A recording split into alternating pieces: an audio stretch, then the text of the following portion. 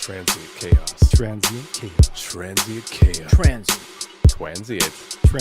Transient. Transient! Transient chaos. Transient chaos! All right. We're here for episode 2 of the Transient Chaos podcast. For all of our 94 listeners for last episode, we want to say thank you and thanks for tuning in again. I'm here with my brothers, Tony and Bjorn. Yo. Hello. That's right. We're here again, and we're going to hopefully be touching on some topics that are going to make you guys think a little bit, maybe enjoy yourselves, hopefully give you something to kind of comment back to us about. What we're going to touch on this week, we're going to be talking about Sergeant LaDavid Johnson and the image of his wife draped over his coffin, and what it kind of means for our society as a whole for imagery like that.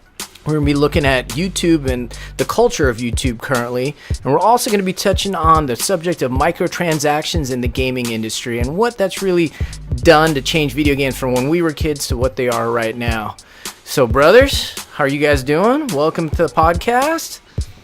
Not bad, man. Doing Not pretty bad. good. I just got done working fucking 6 days, and I had to work 10 hours each of those days, so I'm glad to be off. All right, man. Well, looks like Sunday's turning out better for you. You get talking the mic a little bit. Tony, how about you? Yeah, my week was rough too. You know, sitting on in the hot warehouse dealing with stuff that I just don't want to deal with anymore. All right. So, well, I'm glad we're all here now. I'm glad we're going to get to chill and talk. You know, how was training this week, guys? It was good. The one day that I did was good. Because I haven't been able to go, I've only been able to go 1 day, 2 days out of the week. And that's a big change for you because you were coming from, 5-6 days a week? And by training, what we mean for our audience members is we all are students of Shaolin Kung Fu, and we're all training currently under Master Shifu Yanan over here at the Shaolin Temple Cultural Center in Chino Hills. That's how we all kind of came and made this connection, and kind of this podcast is a kind of a fruit of that. How about you, Tony? How was training for you this week? Training was rough. I was really tired from all the work I've been doing at work. But I had to put in the work in class and had to deal with it. Oh, that's awesome, man. It catches up with you, man. Especially, can you imagine how much time you would be able to dedicate to training, if you didn't have to work all the fucking time? It's like, dude, it's exhausting when you're at work all day. And even if you don't do highly manual labor jobs, you're still mentally getting drained, and it sucks, man. And that's the problem I had. It was I had a problem with focusing in class. Really? Well, I can tell, man, because you were still moving pretty good. So You mean falling all over myself? Well, I just thought you were doing drunken style, man. Yeah. Drunken style is always an appreciated form in Kung Fu, It's always a good plan B when you're falling over yourself. You just claim drunken style, right? Yeah. Oh, yeah, that's drunken style, fist. boy. Okay, you'll get there one day. You're not to that level yet. You're not that good yet, so you can't do it yet. Well, you know what? Let's, if you guys are okay with it, let's move right into our agenda for the week. Let's get into it. What I was hoping to do when we were going to talk about the picture of LaDavid Johnson, or even the video footage of him and his wife kind of over his, laying over his coffin, with the soldiers standing there, with the police standing there, with their children standing there, was kind of just talk about, how powerful of an image it was. I know there was a lot of, political discourse, back and forth about, the stuff that went on around it. But for me, it was more kind of the humanity of it, of seeing one of our fallen soldiers and seeing the true cost of war to that soldier's family. Yeah. And, just how powerful an image can be, or a video can be of, her standing over that coffin and just crying and bawling her eyes out because she didn't expect this to happen. And it was a closed casket, right? It was a closed casket. Yeah. The part that I thought that really kind of that tugged at me, brother, was just thinking that we don't see that a lot. We know that we are at conflict, or at in this war of terror, and we have soldiers all over the world. And sometimes you hear about American service members dying. But the thing that I found most powerful was seeing that coffin there. And the part what it got me thinking is that, do we not see enough of the toll, the human toll that our country pays when we're in these conflicts? And that's really kind of what I wanted to talk with you guys about, this week about this subject was, kind of your guys' thoughts and feelings when you kind of saw that image. Yeah, I think, just seeing her on there, just seeing her cry on the coffin and, just taking it all in, it's tough because I personally don't think I handle death very well, it's always easier, to deal with death when it's not in your own family or it's not in, you're not that close to a person, but you always have to remember too, is when you see somebody grieving that it's hard for that person because they're the ones going through it. And, it's still sad when you see it, but it's sad on a different level when it's your own, and for her, that was, were they married? They were, I believe they were married. I believe they had several children, and it was, that was the part that was striking too, was just like how much her life has been altered in that one moment, Right. like and the reality of that, I think, hit her. And that's the part that I think that caught me too, was that it was the first time in a long time I had seen the human cost, and it was emotionally engaging for me because it's easy to become disengaged from the conflicts our country is in if you're not in the military, you're not there, Yeah. it's not affecting you. And that was the part that I, not in a morbid sense, but more of, I almost wonder, in like a society, in a cultural sense, would we do better by seeing more of that imagery? Not to in any way enjoy the suffering of other people, but more kind of to wake us up to the issues that are happening in the world right now, because there are, I know people that are in the military. I know family that has people in the military. It's so easy to be in this little bubble that we're in, and to see somebody weeping over somebody that was in the military that died for fighting for this country. It sends a strong message, man. It really does. And it gives us a reminder of, man, like, war is real. It is nothing to joke about. It is a real thing that's happening within our country right now. And people that live in nice areas or nice cities or states that don't see any war around them happening, like, I'm probably disconnected myself because we don't see it. We're not around it. We're not in the military, and you have to remember too that there's people that are fighting out there every day for us. every day. And that's the part I think that we could, at least in my opinion, I feel like as a country, I think that whether we agree with the conflicts or the wars or not, I think the one thing that we should all be aware of is the cost that people are paying for it. Not the monetary cost, but the loss of life. Because I think that once we dehumanize war and we just turn it into a bunch of numbers, which may be easier for some people to deal with it, I don't know. I think we lose something of ourselves, and I think we lose something of our country because we're devaluing that sacrifice. We may not say that we are, and then we go about to, going back to the mall or going to do this or doing our errands, but that person gave their life for our country. And I was just thinking it almost like, I think that dignity, even in such a stressful situation, I thought that, all the people that were on that screening, the family, the wife, the soldiers around her, the policemen, I mean, they all showed that level of respect for that fallen soldier. And I just think that was something powerful. I think that we're missing something like that, and not in a propaganda sort of way, like, oh yeah, this is the honor of our war and this, but just more the fact that I'm glad that there are people that have taken the time and the sacrifices to keep the rest of us safe. And they didn't make that judgment call about whether they thought the conflict was bad or not. They just answered the call to, and I thought that was important. Yeah, and I know there's a lot of people that, maybe they don't agree with military, or they don't agree with military personnel because they thought in their own heads that they just signed up to go fight.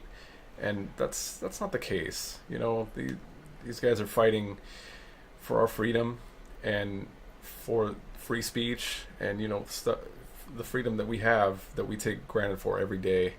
And, again, man, just touching on, devaluing that kind of stuff. It's sad, but it happens. Do you guys think that we would do better as a society, or it would be something that we should look at is seeing more of that imagery of our fallen when because I know the camps can go, there's lots of different ways to look at it as goods or not, but just, did it tug on the heartstrings for you guys as much as it did for me? It did. I mean, I've always had associations with the military, and I have friends that are in the military. So I always tend to support the military where I can. But, images like that, too, it also brings to light that there's conflict around the world, that there's others that need our help as well. So even though they're fighting for our freedom, our rights, but they're fighting for the freedoms and the rights of others around the world. And a lot of us lose sight of that. Some might say, yeah, we're meddling in other people's business, but some of these countries and locations want us there to help them. Absolutely. And, about the whole fact on, how people think we're meddling, the country, the whole USA might be meddling in other people's businesses too much. I think if we're talking on a humanistic level too, people generally want to do the right thing. They want to help other people that are suffering, and I can't speak for everybody like that, because there are people that, maybe be more selfish than others. But when you have, the thought of, you want to help other countries, it does make more problems for our country, right? When we do go meddle. But think of it this way too. When you step out of your own zone, right, and you go help one of your friends out, right, you're taking your time. You're taking time out of your busy day to go help somebody. When during that time you could have did something else, probably just as productive for yourself. You're still taking time out to go help somebody, and I think when you're looking at it as an individual, it's the same concept. It's you're going out, and that's what the United States does a lot. We go and we do a lot of quote unquote meddling, but I think it's when you see somebody suffering, your first reaction, depending on who you are, is I want to go help. Absolutely, and I think that I think the United States has done a lot of humanitarian things as well, and I think our military has done a lot of humanitarian things. I just, like I said, the reason I was advocating for us to talk about this week is just because I guess maybe I feel, as you had kind of mentioned, disconnected to what they have all done. And for someone that hasn't served in the military like myself, I think that, and as the vast majority of this country doesn't serve in the military, I think that we're doing ourselves a disservice, and we're doing our members of our military a disservice by not staying engaged in their personal losses. Not that we need to be obtrusive. I'm not saying that we need to get in the way of the privacy of any of these families in these these times where they lose their loved ones. Yeah. But I think that as a society, I think we have to accept the fact that when we do try to help people, or if we do intervene in foreign lands, whatever our opinion of it is, I think we have to at least acknowledge the loss of life. And I guess my thought is, and it's just my opinion, I think we're doing a disservice by not showing the American public the coffins when they come off the plane. Just because I think that it brings a little bit of a reality to, if this is what we want to do, or this is what our elected officials think is the right thing to do, we should at least see the cost of the people that go and execute that. Because if there are representatives, and as a democracy, or as a representative democracy, if we're having them do our will as a society, maybe at least we should know what some of the negative consequences of that is when we lose our citizens in battle. You know, you bring up a lot of good points, see, and I think it's going to go case by case with anything, because you're going to have the families that are not going to want to put on A show. Absolutely. Absolutely. They're not going to want to advertise, their loved one's death. They might want to hold a certain memory to them that they only know about, and they don't want to go show off the world that, like, here, this is what he or she died for. But I do think it is important to, like, during these cases, to pay attention to the media when they do show these things, because it is a reminder of what our veterans and what our military personnel are fighting for, because they're putting themselves in the line of fire. And I'm gonna say this too, I could never bring myself to join the military, because it was too hard to have that responsibility on my shoulders to possibly go out and fight one day. And you have people that join, we don't do the draft anymore, and they join willingly, knowing that, they're putting their lives on the line. And I think the imagery is important too, but I also think that you have to leave it in the family's hands. I think you have to respect their privacy. Absolutely. You have to be able to respect their privacy. And but when it is shown, I think what the American people can do and what we can do better, and you were talking about that disservice that we were giving, is to tune in and really take it in more. Don't just watch it like it's some show. Watch it, with a sense of respect to it. Yeah. Open your mind a little bit, and change your thinking of, like, what it truly means, what that coffin really means, and what it really meant to that family, and who that person really meant to that family. And absolutely, and kind of just that piggyback back on that, like, kind of what it symbolizes for our country. I mean, it's the ultimate sacrifice of one of our citizens. So, no, I agree, man. I think that, maybe the blanket statement of having all of them seen, maybe a little bit too, it may out of good intentions do something the wrong way by exploiting certain families and stuff. I agree, but I think you bring up a really good point for that. If it is something that the family would like to publicize, I think we should all look at it with respect and not come at it with any agendas. I think if they do want to publicize it, the media and our elected officials should be taking note big time and doing it in the right way too, because what happens in a lot of these cases is whenever you have political parties involved in these cases, they'll do everything possible to use it as political gain and favor. And I think that's the unfortunate part of when you do put these in a public viewing. It's you'll have these elected officials suddenly coming out, making statements, tweeting about it, and like, oh yeah, this is how I feel about it, or God, prayers and blessings go out to the current family affected, and you hear that all the time. You hear prayers and blessings, prayers and blessings, prayers and blessings. What are they actually doing? They're getting their name in the news is what they're right, doing. And then they're in the headlines more than the family actual is. Family is. And maybe the family doesn't want to be in the headlines. I'm not even saying they have to be in the headlines, but you're taking away from the whole situation of this person died for fighting for this country. These elected officials aren't the ones fighting out there. Maybe they did, I know McCain's a veteran, I think that, yeah. And there's a lot of them that have fought, mm-hmm. but there's still elected officials out there that are just trying to get their name out there and saying, look at me, and taking away from the actual situation. So that's something else that is a problem with public viewings. But I think that, I think that might be a job for the media, and trying to take note of all this and making sure that it doesn't go that route.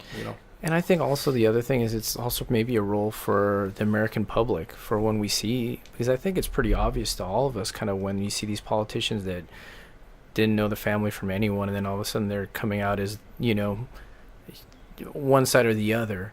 I mean, it's maybe holding them accountable to be like, just be quiet. We don't want to hear you talking. We just want to see, we just want to show our respects to the family, regardless of what the politician or the talking head or anyone else has to say about it, because that I think is also a disservice, because they're then trying to supplant what I thought was the most powerful part about it, was seeing the ultimate sacrifice an American family had made, but then having politicians one way or another trying to gain on it or try to push agendas on it, which I think is maybe the worst part of the whole thing. And I feel that the politicians, if you really want to, share your sympathy with the family, reach out to them.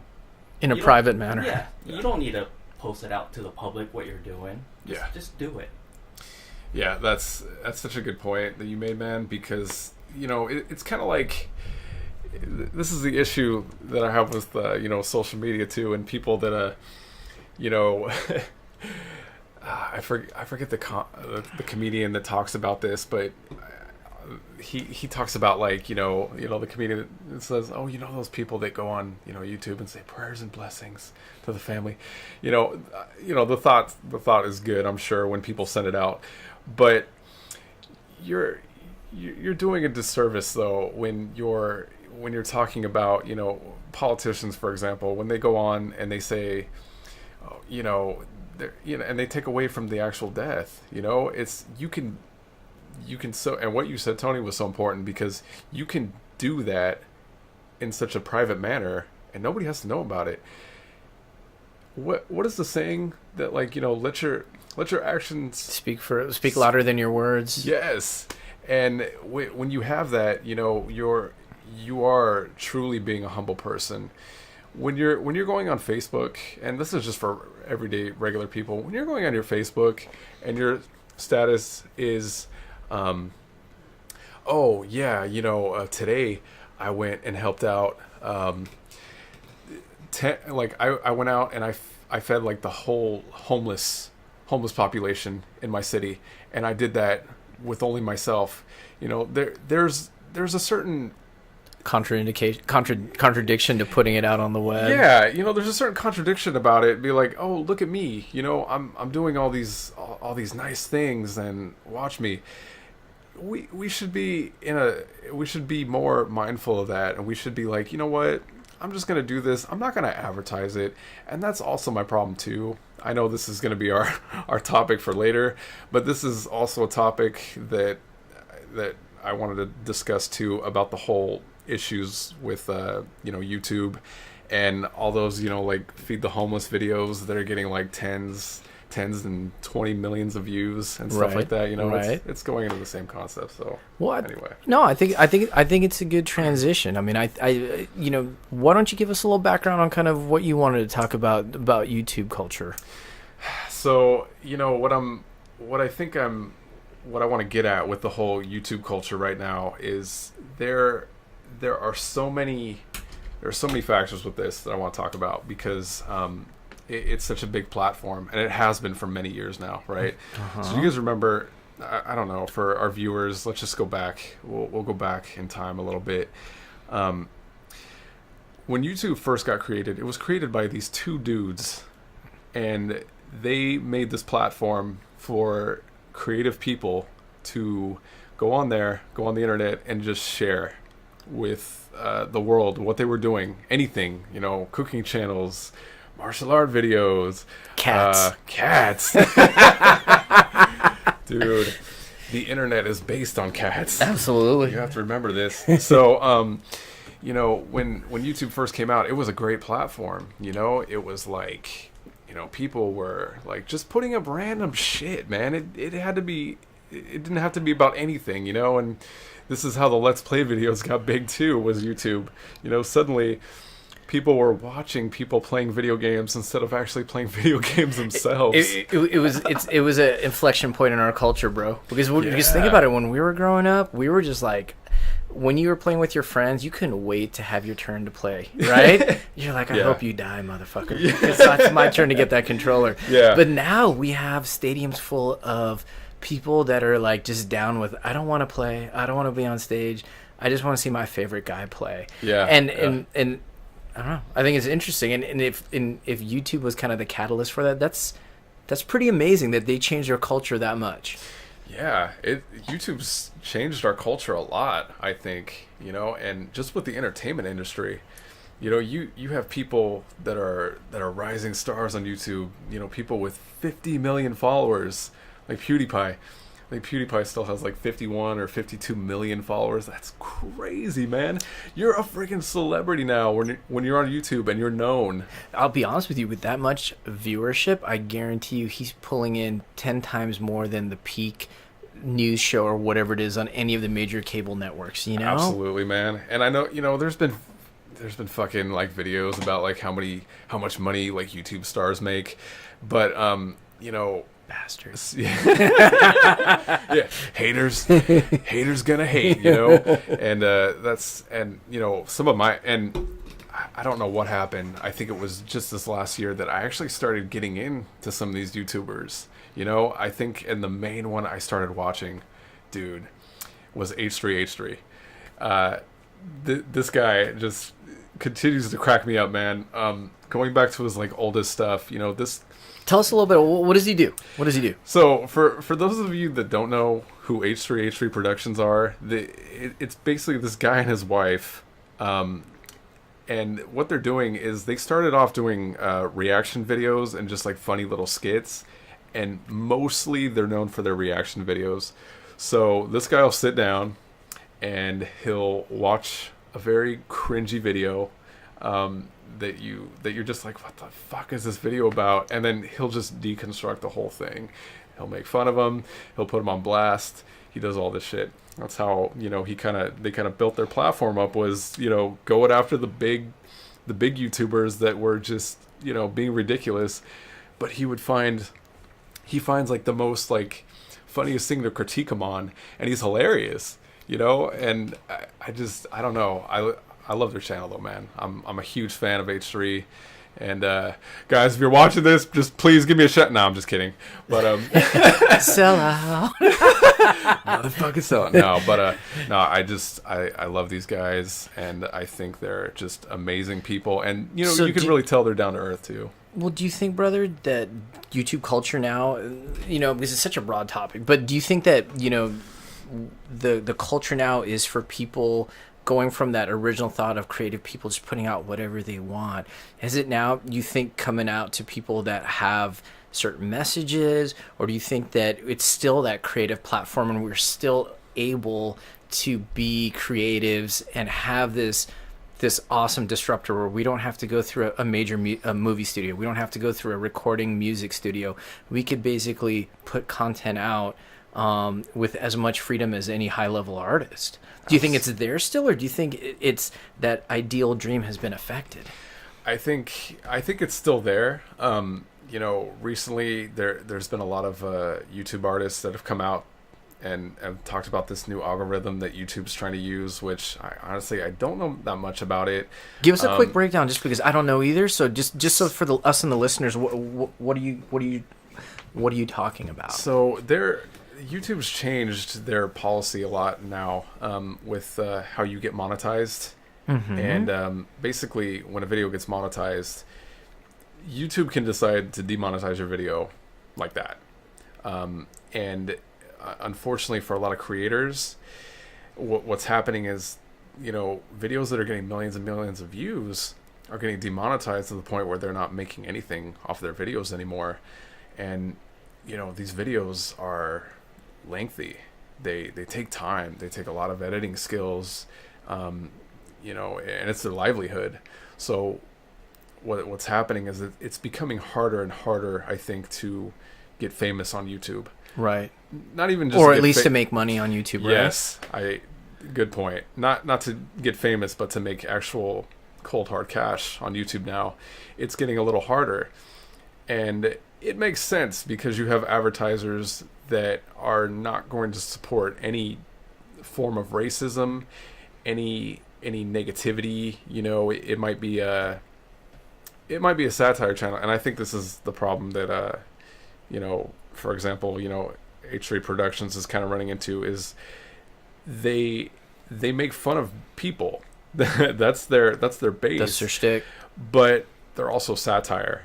And their last case they had with that dude, Bold Guy or whatever, it's, you know, I could talk about that for days too, because that was such a interesting case for free speech on YouTube. What they pretty much did was they made a video about this dude who was a very, you know, it's just a very like kind of cheesy video, you know. I'm not to each his own, whatever, but they broke it down, you know. He deconstructed it. He made these points of like why this is a bad video, but he was taking clips of the video and he tried to sue them because he was trying to claim defamation. But the thing about what's interesting about their platform is that they're a satire platform. Same thing as South Park. How many times has South Park been sued?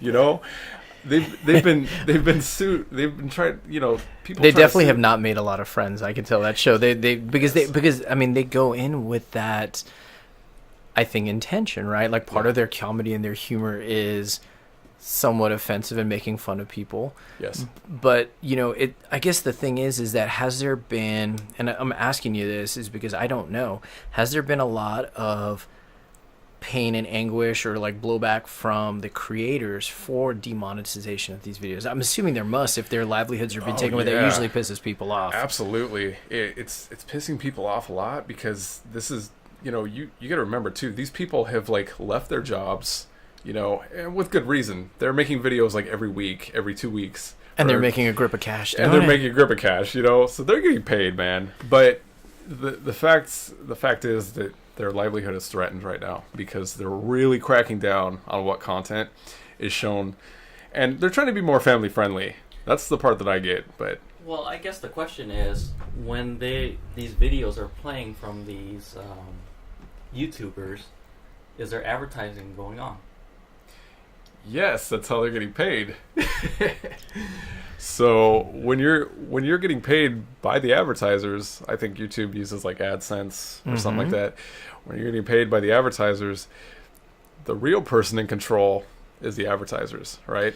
YouTube is a platform, so it's YouTube's job to go in there and decide, you know, what is going to make money, what is going to be shown on ads, you know.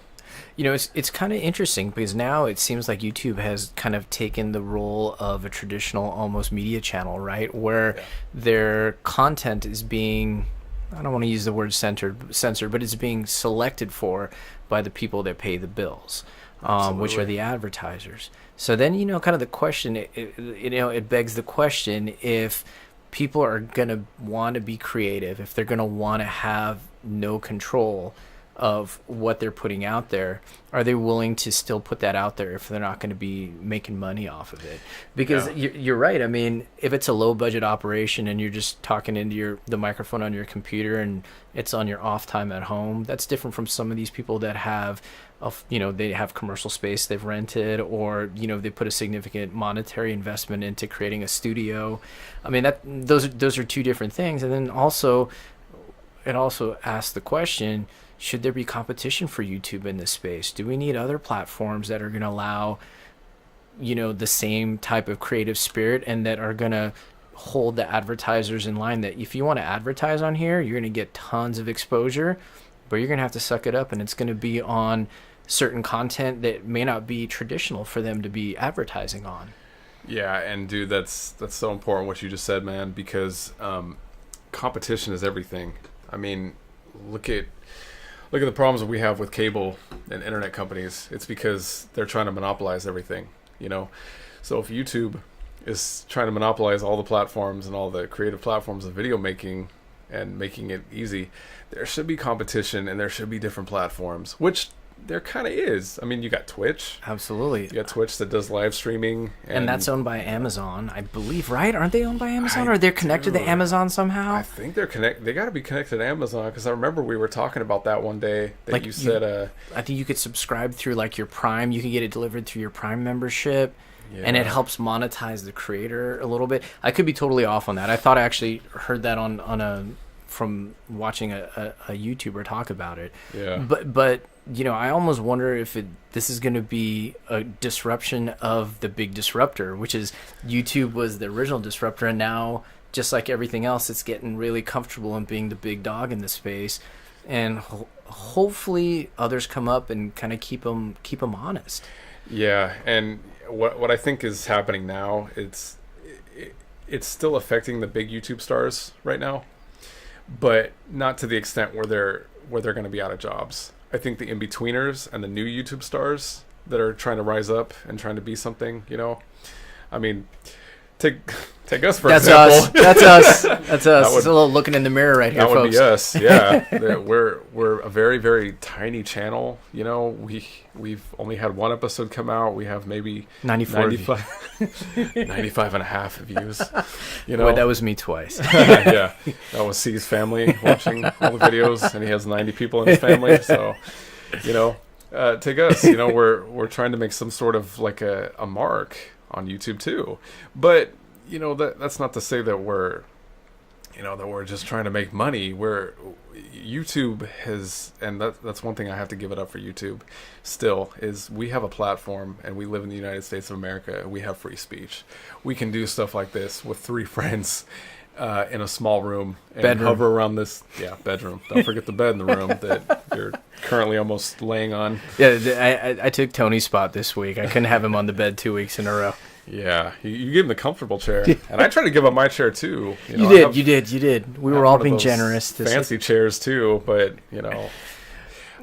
so yeah, it's just really interesting and how it's changing. YouTube's changed the entertainment industry as well. So and you hit it on a good way. I think that it's been really important that you can find a lot of stuff on YouTube now. Like, I can tell you how many things I've fixed around my house looking at YouTube videos. Same thing here. Yeah. I learned how to mix cement on YouTube. Do it yourself. Yeah, exactly. Yeah, man. Or anything. I mean, even just like, I can't figure out how to do something on my computer. Someone's made a YouTube video about it, and it's legit. Yeah. It's legit. You can Google anything and put it in YouTube.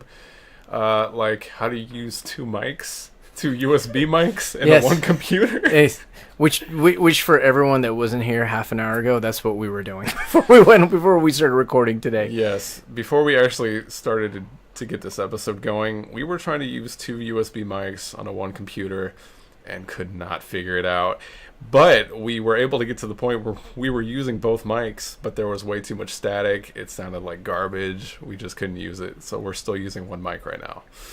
But we use YouTube for that. Yeah, exactly. Yeah. And I'm not gonna lie, I am enjoying being this close to both of you guys. Yeah, man, it was just as good as last week. It's a very intimate setting, We're even closer today. Exactly. Yeah. I think you mean bi-weekly. You said last week. It almost bi-weekly. Feels like, you're right. It almost feels like we're together weekly. We should be weekly. We're trying to. We're talking about that. Up, right? Yeah, we're talking about that. We so stay tuned. We may be weekly podcasts. Yeah, we're really trying to get there. And for our audience, we're just 3 regular adults trying to do adult life things. And not what be does kids. that even mean? Yeah. We're just trying to be responsible. Yeah, we're trying to be responsible adults and still bring home the bacon, and take care of kids and all that other good stuff that other people do. Yeah. I don't have that problem yet. Oh, But I'm not saying it's exactly. There go half our viewers right there. You're like, oh yeah, what's wrong with being a parent? No offense to parents. You guys are doing something that I cannot do yet. I hope to one day that I can settle down and have some kids. Yeah. But God, man, it'll be good for you, man. Props to you guys. Thank you. You guys are hardworking fathers. Hardly working fathers. Unless when our daughters try to paint our nails, right? Yes. Oh, dude, that's so cute. You can't see it, but Tony's hanging his head in shame right now. Or pride. Or pride. What colors has she given you, Tony? Multiple colors. Multiple Yeah, colors. rainbow, toenails, the works. Wow. Oh, all right, What good. about you? Not yet, about you, not Steve? yet. My daughter hasn't done that, but she is really into the point where we're doing lots of tea parties together. And with my son, it's mostly playing Pokemon or pretending to play Pokemon. Oh, Pokemon. Because he doesn't know how to play it yet, but he likes the idea of it, so we just make it up and do what he thinks is going to happen. So it's fun. It's a good time. Oh man. Well, that's great, man. So I guess the other thing about YouTube that I find really interesting is just from the parent perspective on people that are monetizing things. Oh, is yeah. reading. There's a huge number of people that are doing things like guided meditation for kids to sleep, reading books for kids, just a variety of things. Reviewing toys. I can't tell you how many people make a lot of money just unboxing things. That's right. Yeah. It's kind of interesting. Once again, to YouTube's credit, what we consider entertainment these days. Yeah. Before YouTube, there was no. I don't think there was any Let's Play videos. There wasn't people like with a handy cam like filming themselves like playing a video game. I could be wrong, but I'm pretty sure YouTube brought all these different avenues of entertainment out, which is such a cool thing if you think about it. It's like people. Isn't there like another channel too of like people like just eating food, and they're filming each other like eating, and they have millions of or views. making those itty bitty food things. Oh, dude, yeah. the itty bitty food makers. That's right. The other thing I love too is people that have made a channel purely opening stuff, like unboxing. Oh, the unboxing of a product. Yeah, and it kind of cracks me up how deep people get into unboxing something. I'm still like 8 years old when I unbox something. I'm like ripping stuff. I'm throwing it over my shoulder because I want to get to the prize on the inside. But these guys, they're like folding it. It's set to really beautiful music. It's kind of interesting how they made that entertaining to some people, What they need to do is show a video of us unboxing kids' toys. Because those things are impossible to get out of the box. Oh, dude. It's so funny, dude. It's like, it's that. And you know what? The other thing that is funny is when you, like, for Christmas this last year, my kids got a couple gifts from, extended family and stuff like that.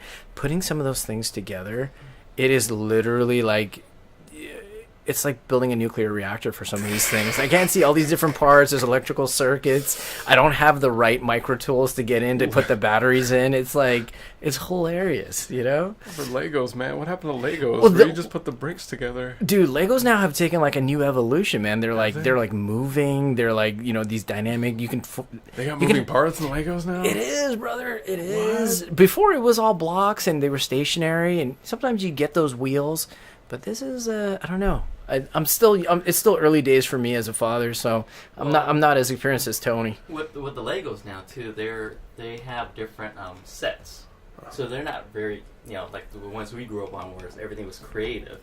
Now it's like like the Millennium Falcon, right? Well, once you build that, you don't want to take that thing apart. Yeah. It reminds me of that Death Star they built in the new Spider-Man movie, and he just like drops it, and it just. And you're just like, oh my god, no. How long did it take some person to build that just for that little scene in the movie? It was like literally 2 seconds long in the movie. Oh man, he cried when they dropped that. Bastards, my life's work. Oh man, and all the videos on how to build the toys and Legos on YouTube now too. Oh yeah, man. Which going have back. come in handy. I'm not gonna lie. There's Yeah. been times where like I've built something like the Millennium Falcon or something like that for my son, and then he actually thinks it's a toy that he could play with, and then it falls, and I don't know what step it's broken at because there's like some random small piece. You have to start from the beginning just to get it back together. Yeah, it's like reverse engineering something. It's crazy. Oh man. So yeah, I mean, I'm sure eventually, I'll have that with when I start having kids. But it's cool to hear you guys talk about that stuff, man. It really is. Yeah, but take your time, enjoy your time. All right, sounds good. So I think for our last subject today, we're going to talk about another topic kind of that I wanted to get started was microtransactions in the gaming industry, and I know a lot of our listeners may or may not play video games, so I just think we should give a little background about that. basically, if you've been growing, for our people that are a little bit older, Watch yourself. watch yourself, boy. Just a little bit. You'll be sleeping with the fishes, all right? Be making you some cement boots soon, huh? That's how we do it in Jersey. Can you give us a little Jersey before we get started on this topic? Nah, I'm good. Give him something to read. Can't- Man. Give him something. we just gotta give them a script. And for our viewers that don't know what we're talking about, it's turning into like this big joke of when we did our first intro for our podcast. Anytime apparently Tony reads a script, he can't do it. He can I get only do it in. tongue-tied. He can He only gets do it. tongue-tied. So he brings out like this little like Jersey accent that just happens. It's And only helps on him certain get words, through it, but yeah. It's something that happens, And right? I've only visited Jersey, so never really been there. Never really been there. Yeah, Fooled me, brother. you could have fooled me. But anyway, so microtransactions in a lot of these new games are happening, and basically what's happening is you buy the game for your low price of $59.99, and you have offers in the actual game saying like, hey, you could buy this with real life money and advance your character even quicker than you were going to grinding. And what I mean about that is, a character that you might have to level up or to make stronger or anything like that. So these microtransactions are kind of, in my own opinion, and I think in a lot of other like avid gamers, is plaguing the gaming industry. Because what's happening is you are buying the game fully intent of actually thinking that you're getting the full game, and then you buy it, and then suddenly there's other editions that came out, like the special editions or the legendary editions, and then you don't have the full game available to you. You're missing these extra missions that they've added with the game's start. We're not even talking about DLC. We're just talking about straight up. They just didn't include this in the original. Right, yeah. They didn't include it in the original copy of the game because they want you to, they're making you fish. They want you to spend more money. So let me get this straight, bro. So you're paying X amount of dollars to buy the game in the box or download the game, quote unquote. Right. And then you get it and you find out that you may not get to do certain missions than if you paid for like the premium version. Absolutely. So this isn't with all games that do microtransactions. This is a real like case-by-case situation. And I'm going to use the new game Shadow of War, for example. Which looks sweet, by the way. Bjorn just gave us a preview before we went online today, and we're recording this, and that game looks highly addictive. It is highly addictive. And when I first bought it, I was like trying to shut down every avenue of life domains I could down. Like I was like, I'm not gonna. I don't need to train technically today because I got orcs to kill. I don't need to eat. Exactly. Yeah, I don't really Bodily need to go functions not Yeah. necessary. Yeah, I'm gonna be like Cartman in that World of Warcraft episode where he's like, "Ma, bedpan, bedpan." And he just like shits everywhere. It's like all over the bedpan. She's like, "Are you good now?" Oh God. But We've all been there. Yeah, haven't we? I'm still there in a lot of ways. I really have too many games to play right now. But anyway, so I'm going to use Shadow of War for this example. I am not as upset with Shadow of War as I think a lot of people are. There's a lot of other issues surrounding this, but for the sake of time, we're just going to talk about this one issue. So Shadow of Mordor was the first one, and for those of you that don't know the game, it's like Lord of the Rings based. The first one came out, it was cool. It was just a straight game. It was button mashing, killing goodness. It was one of those hack and slashers where you can counter and just kill a bunch of orcs at one time, right? Second one comes out, Shadow of War. Now they introduce microtransactions. So for those of you that aren't really familiar with the game, what you can do now is you can recruit this mass army. And what it does is it allows you to recruit orcs. You have this ability in the game to get the enemy on your side, right? So what they're offering now is you can spend real life money for gold to get legendary orcs, which are pretty much like the most overpowered orcs you can have in the game, right? So you can't do this any other way. This is the only way to get legendary orcs. You can recruit orcs in the game. I shouldn't say there's no other way, because you can recruit orcs, but it's time consuming. You have to spend a lot of time, going out and recruiting these, different orcs. So basically, so these microtransactions have kind of provided a shortcut for the player to kind of maybe get some of these higher level or yes, I don't want to say over the top, but maybe like premium functions out of the game. Yeah. It's we call them pay to win games. Interesting. And pay to win got really popular with new MMOs were coming out, and MMO is mass online multiplayers. Okay. So we're talking like World of Warcraft, we're talking like Guild Wars 2. Okay. These are functions that you could buy inside the game with real life cash. Let's say you're rich and you got money to blow and you just want to be the best in the game. You can now do that with pay to win games. You can actually physically make your character stronger, even if it's versus other people, and people are fed up with it. And it's a huge problem in the industry right now. But the fact is, they keep doing it because it's working.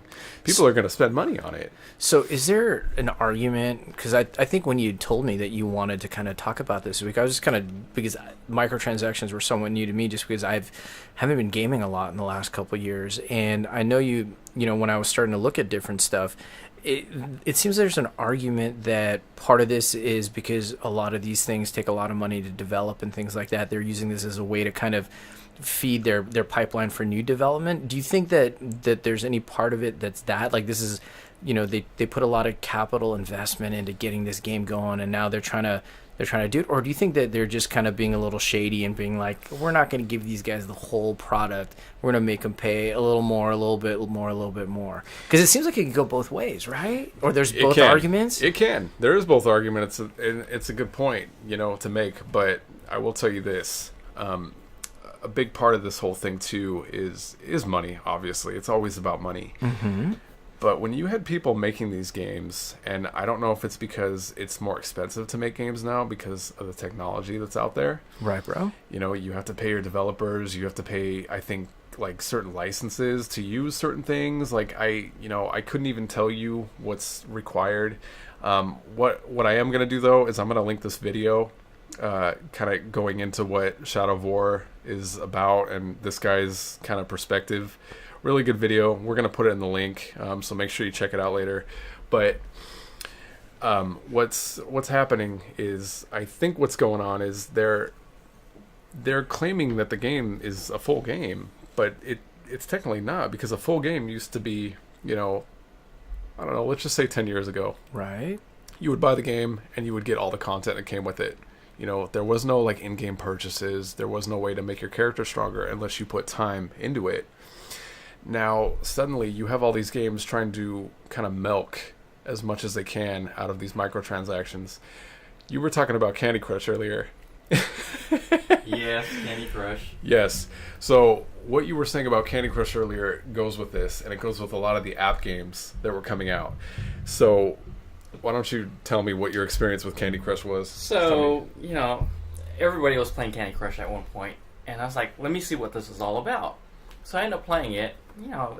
I'm a casual gamer, and I get to a certain point where I can't proceed any further unless I A, spend money, or B, recruit more people to play it.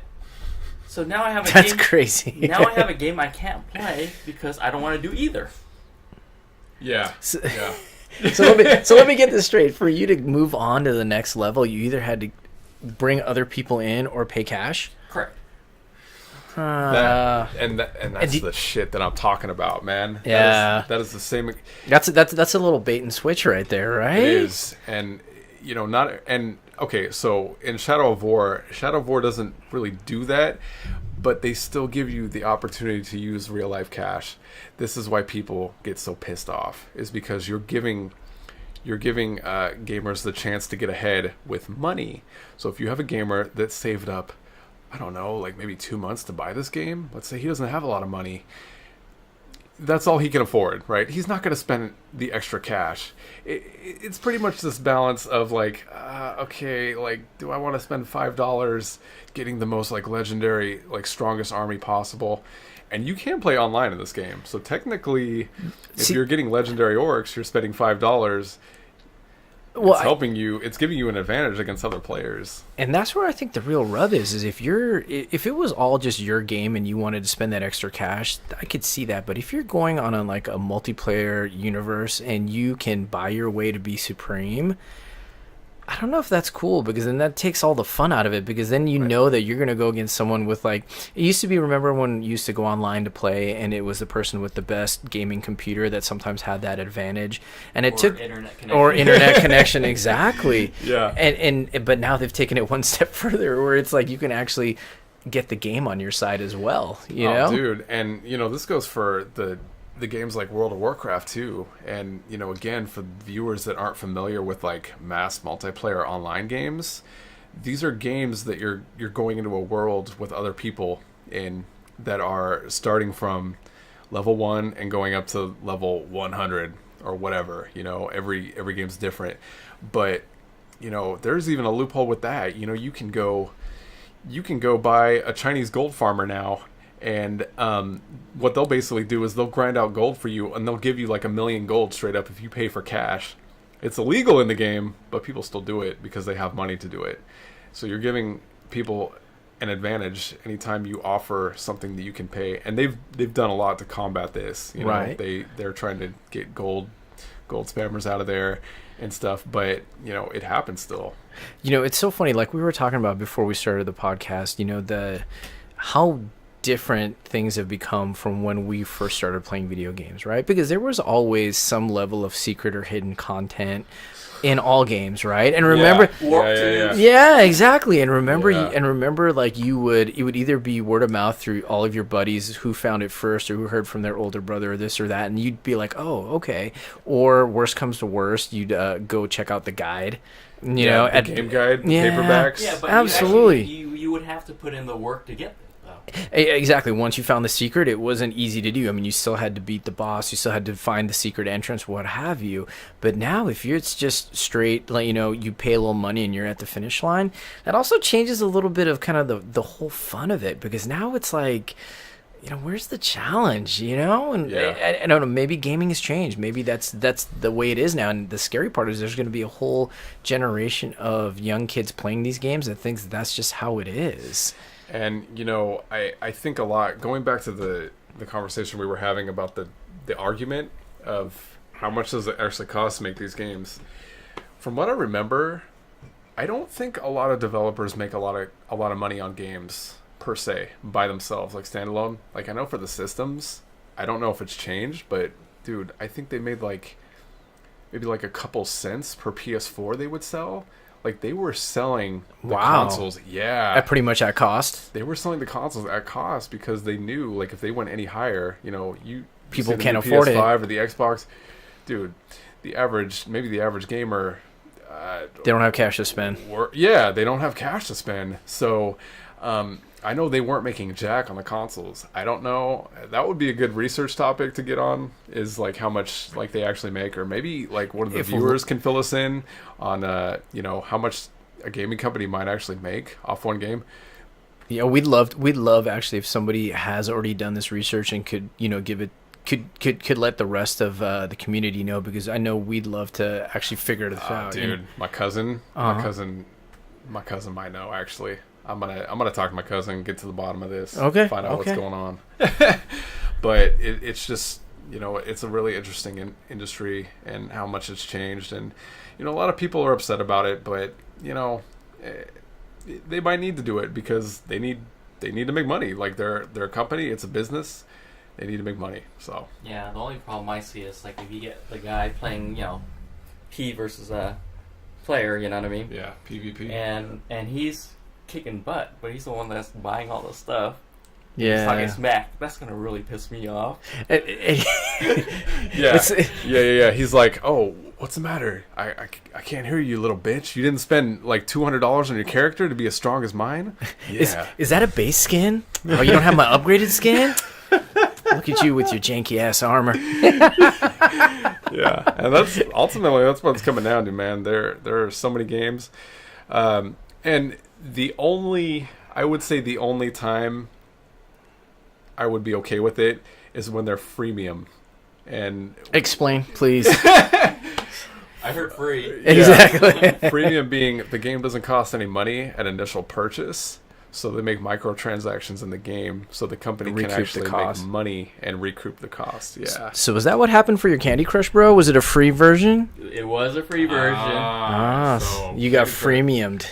Yes, and I think Candy Crush was, really big on that too. I don't remember a game being as big as Candy Crush, like the whole app game too. And the app games do that all the time too. They'll be like, pay 99 cents to recharge your energy. You're like, seriously? I can't even just play the game? Well, you want me to like, recharge my It's energy? like you can only play for so long a day on certain games, and then it's Yeah. like, well, if you pay, you can continue playing today. If not, you have to wait until tomorrow. Yeah, Oh, and man. that even gives you an advantage. Let's say you're trying to be really competitive. You want to be the first person to To reach do level certain 200. things. Right. Guess what? The person that refilling their energy and spending money is going to be ahead of you no matter what, because you can't even play.